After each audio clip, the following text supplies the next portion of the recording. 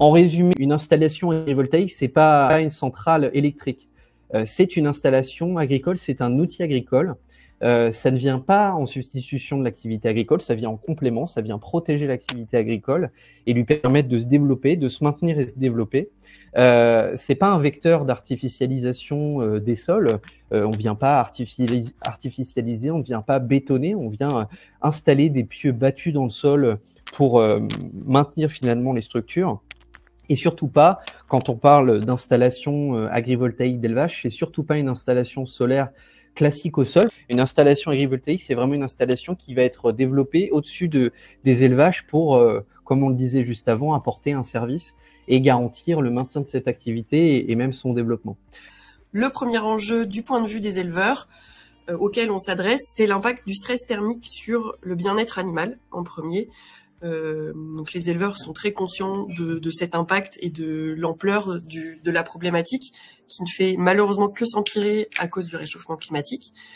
Donc on est assez conscient en tant qu'éleveur de ce que les canicules et les sécheresses peuvent avoir comme impact en termes de productivité, que ce soit la quantité de lait ou le taux de remplissage des animaux ou l'impact sur la productivité laitière ou sur la croissance qui peut s'élever à plusieurs centaines d'euros par an et par UGB.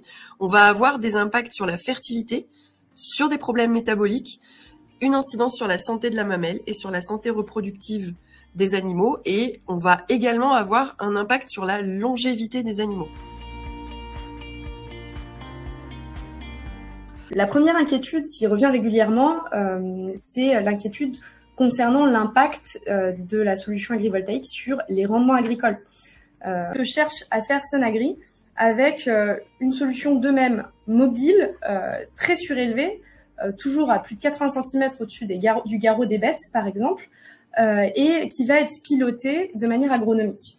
Qu'est-ce que ça veut dire? Ça veut dire qu'on va piloter l'ombrage en fonction des besoins de la plante. Ce qui est vraiment important, c'est le moment où les cultures reçoivent la lumière. Et là, c'est tout l'intérêt de la technologie de Sunagri qui est déployée aujourd'hui sur plus d'une trentaine de sites et qui a déjà fait ses preuves en termes de rendement. Et en quoi ça consiste ce pilotage? Tout simplement, on va orienter les panneaux de manière à effacer complètement l'ombre qu'ils portent sur les cultures pendant les périodes où la culture a vraiment besoin de soleil. Donc là, pour les prairies, pendant vraiment la pousse printanière. Et par contre, on va vraiment maximiser l'ombrage pendant l'été pour protéger la prairie et les bêtes de la canicule et des sécheresses.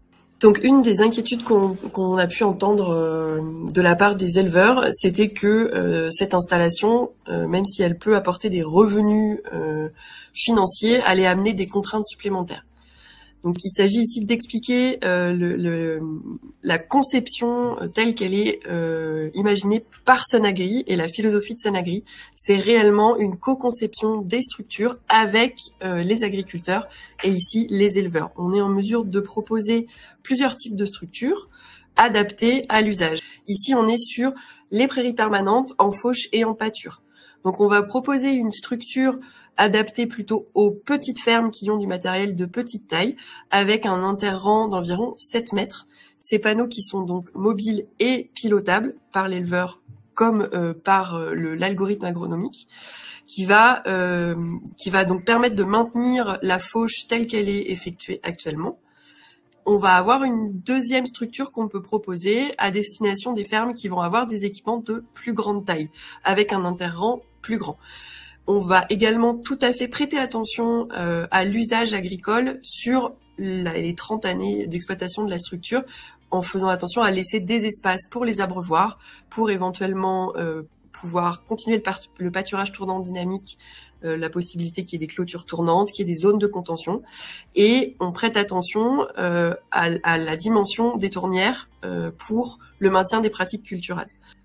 Une inquiétude suivante qu'on a entendue, c'était le fait que finalement, on rendait pas vraiment service à l'agriculture.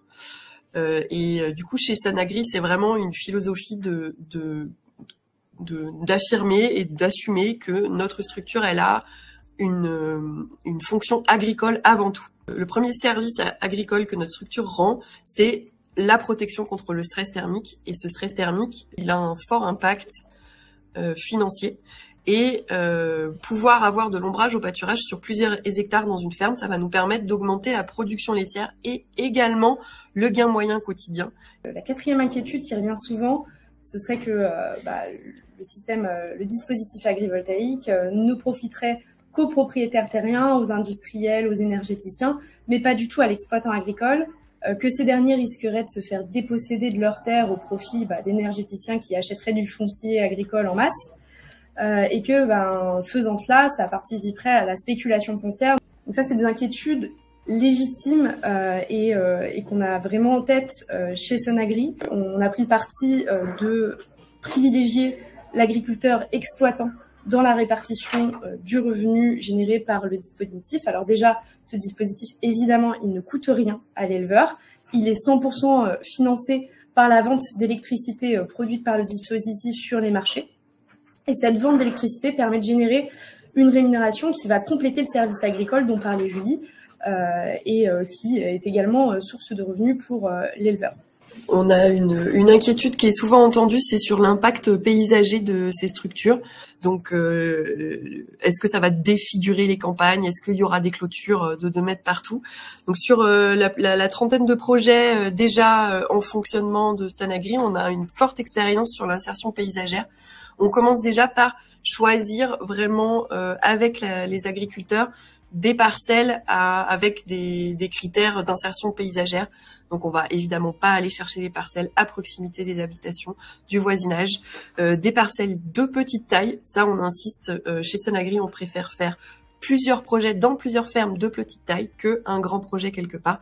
Et évidemment, on implante bien avant le chantier des haies de manière à pouvoir favoriser l'insertion paysagère